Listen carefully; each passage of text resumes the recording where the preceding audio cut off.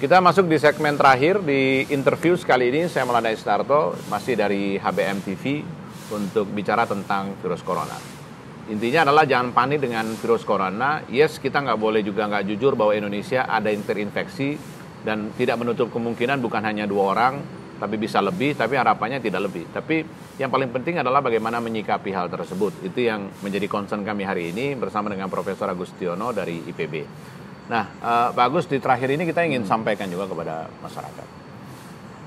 Baik masyarakat maupun pemerintah. Karena sebenarnya 2 hal itu pasti saling memberikan reaksi, kan gitu ya. Artinya bahwa pemerintah misalnya diminta jujur, pemerintah juga tidak nahan-nahan, kepala daerah juga jangan menahan-nahan informasi bahwa tidak ada. Nah, ini apa yang mungkin bisa sebagai seorang saintis, apa yang bisa Bapak sampaikan tentang bagaimana kita merespon sebaran virus dan juga gimmick-gimmick di sekitarnya gitu. Ya, baik, terima kasih Mas Maulana. Jadi kami dari perspektif kalau ini adalah persoalan yang memang sebetulnya ada solusinya ya. Semuanya itu solusi ada. Bagaimana kemudian dalam kasus coronavirus ini bisa kita tempuh. Pertama memang pemerintah dalam hal ini yang memiliki regulasi, kemudian masyarakat harus kerjasama.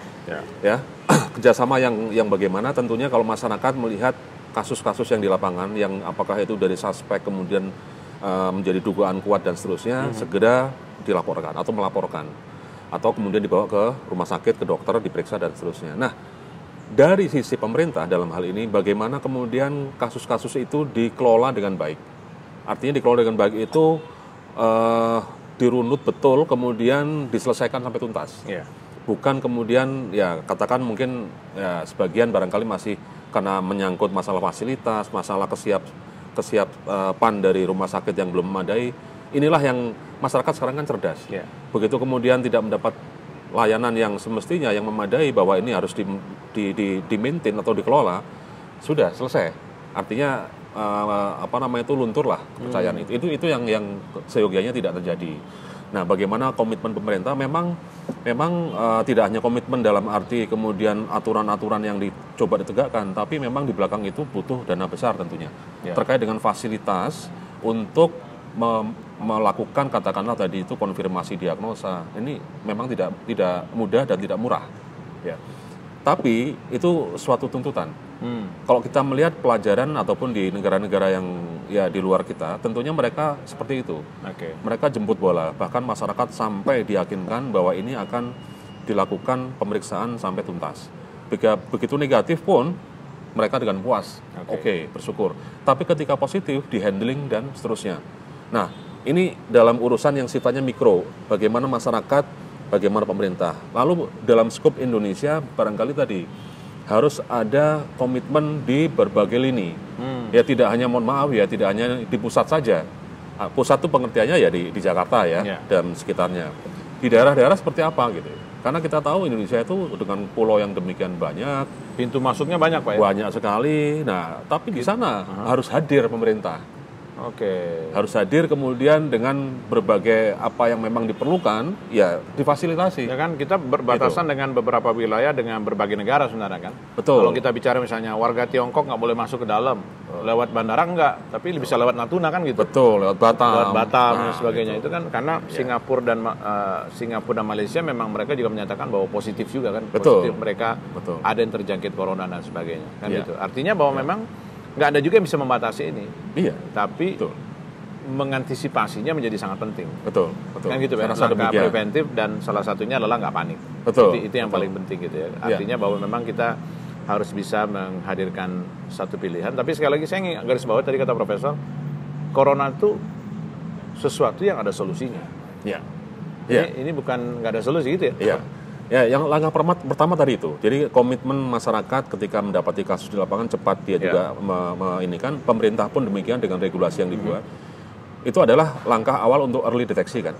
Nah, yang berikutnya tentunya bagaimana pemerintah kemudian memberikan perhatian lebih terhadap kasus-kasus yang memang yang disebut emerging atau re-emerging disease, penyakit yang muncul baru. Nah, ini bagaimana nih? Harus ditindaklanjuti, dikembangkan. Apakah kemudian ke depan itu untuk alat deteksi cepatnya, piranti deteksi, atau kemudian bahkan dikembangkan vaksinnya. Loh, itu kan itu tanggung jawab siapa? Ya pemerintah lah, penyakitnya ada di Indonesia misalnya.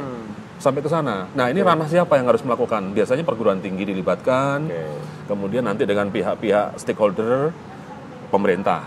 Nah, kerjasama. Jadi tidak kemudian hanya, mohon maaf, kita kemudian hanya menggunakan atau pengguna saja vaksin beli, alat deteksi atau apa untuk rapid test juga beli. Padahal di dalam negeri bisa dikembangkan. Bisa dikembangkan. Satu. Yang katanya dalam tanda kutip nggak bisa kita nggak punya alat deteksinya tuh. Teknologinya gitu. Saya rasa sudah bukan eranya itu lagi. Sebenarnya bisa sudah gitu, memungkinkan. Kita bisa karena teknik itu produksi vaksin pun sudah miliki itu.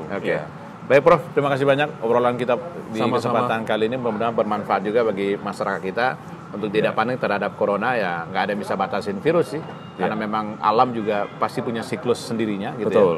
Dan kita punya interaksi dengan makhluk hidup lainnya, tapi preventive solution, kita menyikapi tidak panik, kita hidup sehat.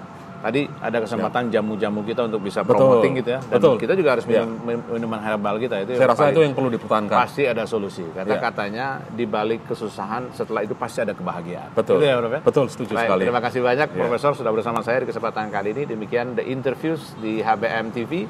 Untuk edisi kali ini semoga bermanfaat. Sekali lagi bisa subscribe kami dan cari kami di YouTube HBM TV Official. Sekali lagi HBM TV Official untuk Anda bisa subscribe dan juga like, share channel kami. Saya Maulana Isnarto, sampai jumpa.